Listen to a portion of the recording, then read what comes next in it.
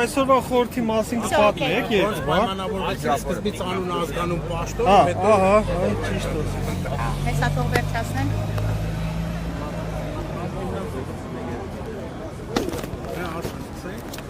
Ես ասում եմ։ Հիմա բոլոր պատգամավորին հասկանան։ Էլեն Մանասերյան, Հայաստանի Արմիությունների կոնֆեդերացիայի նախագահ։ Տիկին Մանասերյան, օրվա խորհուրդը միջոցառումը ինչ է իրենից ներկայացնում։ Այսօր մայիսի 1-ն է, օրացույցում կարևոր օր բոլոր աշխատավորների եւ արմիությունների համար։ Սա օրը, երբ եւս մեկ անգամ ավելի հնչեղ բարձրաձայնում ենք աշխատողների, արմիությունների իրավունքների մասին, նրանց առողջ եւ անվտանգ աշխատանքային պայմանների մասին, արդար վարձատրության մասին, սոցիալական արդարության մասին։ Սրանք են բոլոր կարևոր հարցերն են, որոնց համար պիտի հետևողական լինել, ամեն օր սրա համար պայքարել, ոչ միայն մայիսի 1-ին, ինչը Հայաստանի Արմիությունների կոնֆեդերացիան մշտապես անում է, մասնակցելով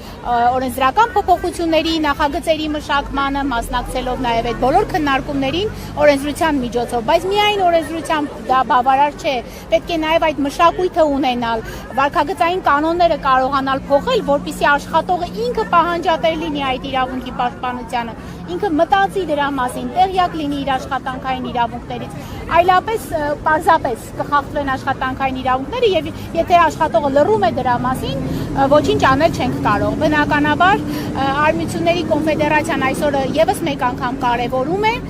խոսում է դրա մասին եւ այս երկրի նպատակն էլ խաղաղ երթ է, ապաքաղաքական, որը ուղղված է հենց աշխատողների իրավունքների բարձրաձայնման մասին, խախտումների նվազեցման մասին, պարզ է որ բոլոր խախտումները անխտիր հնարավոր չէ միանգամից վերացնել, բայց նվազեցնել, ունենալ առողջ անվտանգ աշխատանքային պայմաններ, որովհետեւ մենք չունենանք աշխատանքի վայրում դժբախտ դեպքեր, ինչը հաճախ ենք ունենում որոշակի ոլորտներում, որպեսզի աշխատողների իրավունքները չխախտվեն եւ ամենակարևորը, որպեսզի աշխատողները պահանջատեր լինեն եւ իրազեկ աշխատանքի ընդունվելուց առաջ անպայման կարդան իրենց աշխատանքային պայմանագիրը, հետո ստորագրեն, որպեսզի հետո չբողոքեն։ Ես օրինակ մի հարց ունեմ։ Մեկ տարվա ընթացքում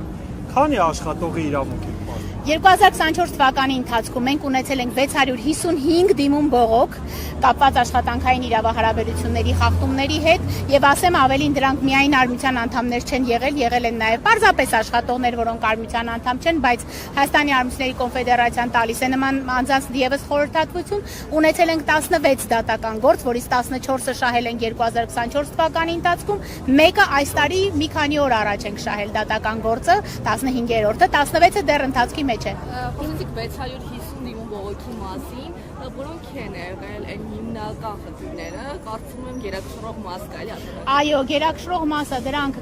սխալ կիրառված կարգապահական տույժերին են վերաբերում, իմիջիայլոց վերջին գործը հենց դրանով էլ շահել ենք, դրանք վերաբերում են աշխատանքից ազատվելուց հետո վերջնահաշվարկ չստանալու դեպքերի, դրանք վերաբերում են ուրեմն հանգստի իրավունքին, այսինքն արձակուրդների վերաբերյալ, ինչքան էլ որ այսօր աշխատանքային օրենսգրքում բավականին խստացված է արձակուրդ չգնալու հետ կապված կամ արձակուրդ չուղարկելու հետ կապված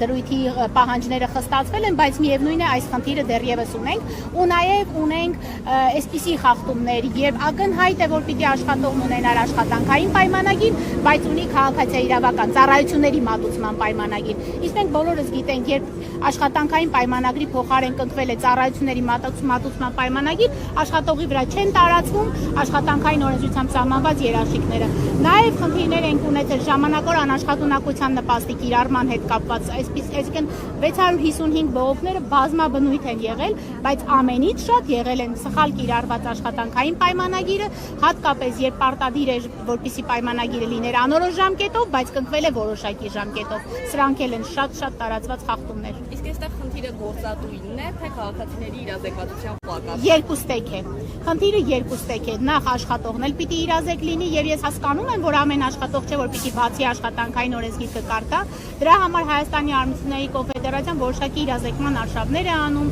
տեսահոլովակներ է նկարում եւ փորձում սոցիալական մեդիայով տարածել, բայց հիմնականում իհարկե արմիության անդամների շրջանում, բայց եթե սոցիալական մեդիան բնական է ազատ է, կարող են բոլորը օգտվել դրանից։ Նաև սեմինարներ, տրեյնինգներ ենք անում, որոնց միջոցով փորձում ենք աշխատողների իրազեկվածությունը բարձրացնել, բայց պիտի նշեմ, որ այստեղ նաև մենք շատ դեպքերում գործատուների եւ նրանց ներկայացուցիչների ենք հրավիրում, որպեսզի իրենք էլ դրա մասին տեղյակ լինեն։ Լինում են դեպքեր, երբ այո, գործադուն պարզապես սխալ է կիրառել հոդվածը, ոչ միտումնավոր, բայց նաև իհարկե միտումնավոր դեպքեր են լինում։ Այսօր այս երթի մասնակիցները ովքեր են։ Ես նկատում եմ այս երթի մասնակիցները, այո, Հայաստանի Արմիությունների կոնֆեդերացիային անդամակցող կազմակերպությունների աշխատողներ են, արմիութենականներ են, որոնք մեզ հետ համագործակցում են, մեր անդամներն են, տարբեր ոլորտներից են, տնտեսության եւ արդյունաբերական ոլորտներից, եւ կրթական ոլորտից, եւ մշակույթի ոլորտներից։ Մենք այո, սոցիալական մեդիայով նաև կոչ ենք արել, բայց բնական է հիմնականում դրանք արմիություններին կոչ է եղել, որպեսզի միանան,